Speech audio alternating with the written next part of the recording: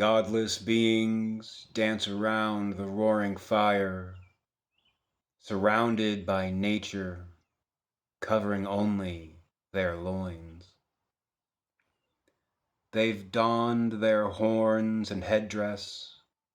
They smile and trade drinks of mead, chanting and chanting and dancing, with every foot hitting the ground. The trees listen so intently, they've left no other sound. This night they call upon the horned one, the adored one, the Lord and Lady.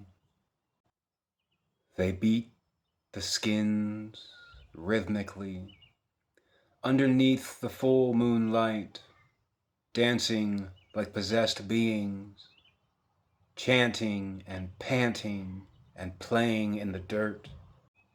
Godless beast? No, I think not. Free children of the mother who never have to bow.